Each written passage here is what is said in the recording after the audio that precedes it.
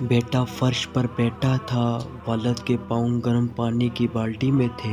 وہ والد کے پاؤں باہر نکالتا تھا، تپائی پر رکھتا تھا، روئی سے صاف کرتا تھا، سکرب کرتا تھا اور دوبارہ پانی میں رکھ دیتا تھا۔ وہ مساج والا لگ رہا تھا۔ اس نے اگر سوٹ نہ پہنا ہوتا یا اگر مجھے یہ معلوم نہ ہوتا یہ اس دفتر، اس کمپنی اور اس فیکٹری کا مالک ہے، میں اسے ملازم یا مساج والا ہی سمجھتا۔ وہ مالک تھا لیکن وہ زمین پر بیٹھا تھا، اس کا والد کرسی پر تھا اور وہ اپنے دونوں ہاتھوں سے اس کے پاؤں دھو رہا تھا۔ وہ فارغ ہوا، اس نے تولیے سے والد کے پاؤں صاف کیے، بالٹی اٹھائی، باتھ روم میں گیا، پانی الٹا، ہاتھ منہ دھوئے، خشک کیے اور میرے سامنے بیٹھ گیا۔ میں نے مدت بعد کسی شخص کو اپنے والد کی اتنی خدمت کرتے دیکھا تھا۔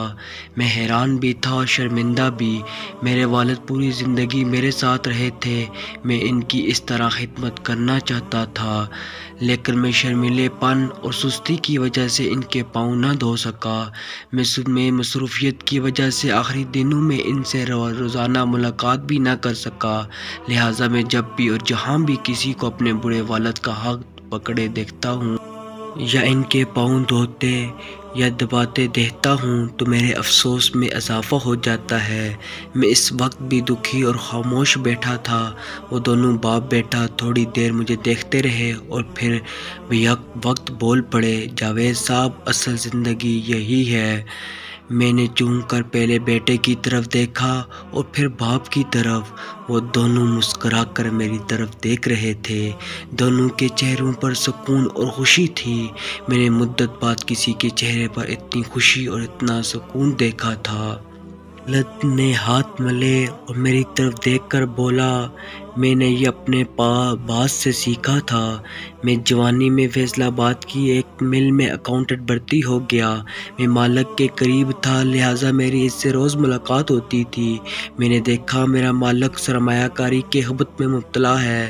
اس کی جیب میں 10 روپے بھی بچ جاتے تھے تو وہ انہیں کاروبار میں لگا دیتا تھا۔ وہ دن رات کام کرتا تھا، فیکٹری کے بعد امپورٹ ایکسپورٹ کا بزنس، شاپنگ پلازے اور کرائے کے مکان، اور اگر وقت بچ جاتا تو وہ یہ وقت گاڑیوں کی طرف خرید و فروخت اور جائیداد کے لین دین میں صرف کر دیتا۔ وہ پیسے بنانے کی مشین تھا۔ وہ ہر ملاقات، ہر کام کے بعد سوچتا تھا، مجھے اس کا کیا فائدہ ہوا۔ لوگ اس کے بارے میں کہتے تھے وہ پیسوں کے بغیر چھینک بھی نہیں مارتا۔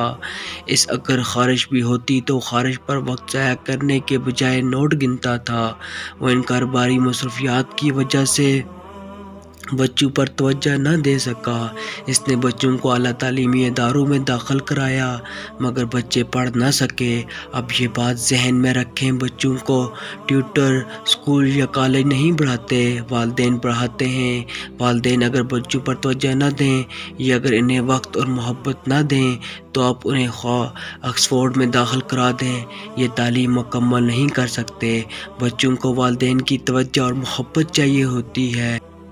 بچے پھل ہوتے ہیں اور والدین کی محبت اور توجہ، سورج اور چاند، یہ دونوں جب تک انہیں روشنی نہیں دیتے پھلوں میں اس وقت تک رس نہیں آتا، یہ نہیں پکتے۔ میرے سیٹھ کے بچے بھی والد کی توجہ اور محبت سے محروم تھے، چنانچہ وہ کچے رہ گئے۔ بڑا بیٹا تعلیم کے لیے امریکہ گیا، گوری سے شادی کی، کرسچن ہوا اور کبھی واپس نہ آیا۔ دوسرا نشے کی لت میں مبتلا ہو گیا۔ بیٹی نے مرضی کی شادی کر لی، والد نے رو پیٹ کر شادی قبول کر لی۔ وہ داماد کو کاروبار میں لے آیا، داماد کاروبار اور بیٹی دونوں کو کھا گیا۔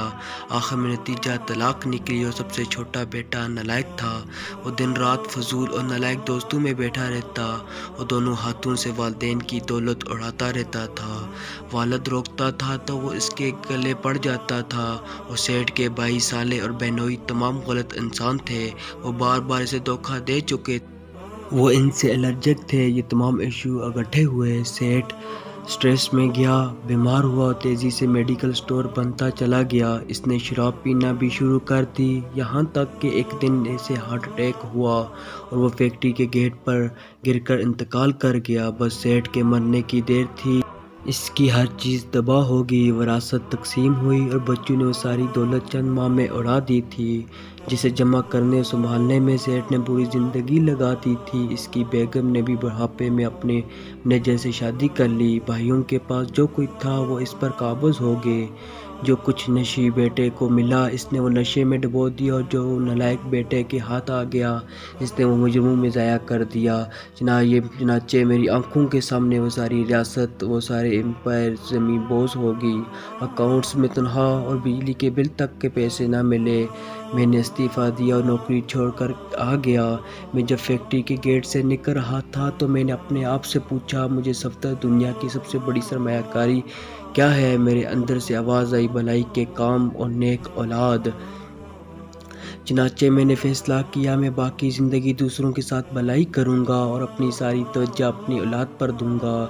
وہ رکے، لمبا سانس لیا اور بولے، جاوید صاحب آپ یقین کریں میں نے اس کے بعد زندگی میں کبھی ایک پیسے کی بچت نہیں کی۔ میں نے گاڑی تک نہیں خریدی اور گھر تک نہیں بنایا۔ میں جو کماتا تھا وہ میں اپنے خاندان پر لگا دیتا تھا۔ میں اپنے بچوں کو روزانہ اسکول چھوڑ کر آتا تھا، لنچ بریک کے دوران دوبارہ اسکول جاتا تھا اور اپنے بچوں کو اپنے ہاتھ سے کھانا کھلاتا تھا۔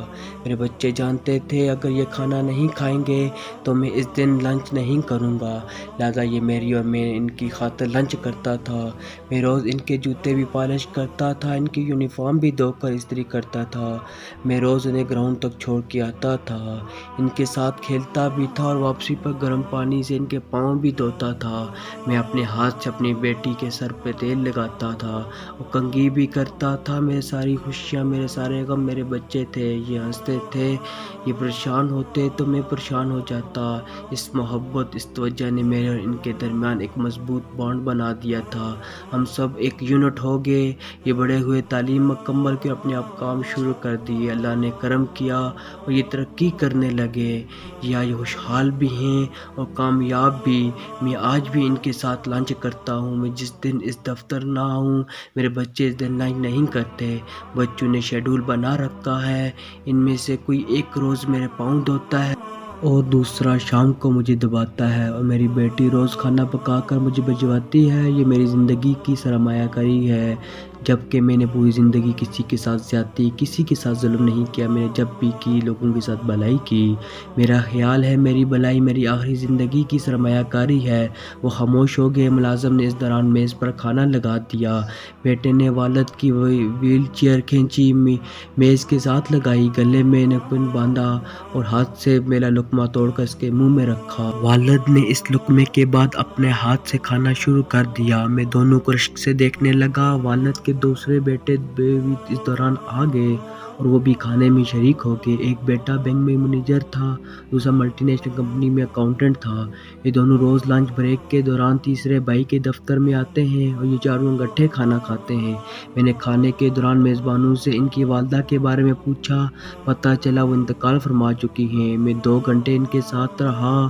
ملازم بیٹے کھانے کے بعد اپنے دفتروں میں چلے گئے، جبکہ بزنس مین بیٹا اور وہ دیر تک میرے ساتھ بیٹھے رہے۔ میں رخصت ہونے لگا تو والد میرا ہاتھ دبا کر بولا، جاوید بیٹا، انسان کی اصل سرمایہ کاری اولاد اور نیکی ہوتی ہے، لیکن زیادہ تر لوگ دولت کی جمع ضرب کے دوران یہ سرمایہ منفی کر بیٹھتے ہیں اور یوں خسارے میں جا گرتے ہیں۔ آپ لوگوں کو بتائیں ان کا اصل سرمایہ ان کی اولاد اور بھلائی ہے۔ یہ دونوں قسم کے سرمایہ کو کسی قیمت پر ضائع نہ ہونے دیں۔ ان کی یہ زندگی بھی جنت بن جائے گی اور آخرت بھی۔ یہ دونوں جہاں میں سرخرو ہو جائیں گے، ورنہ دنیا میں دولت سے بڑی حماقت اور مصروفیت سے بڑی بیوقوفی کوئی نہیں۔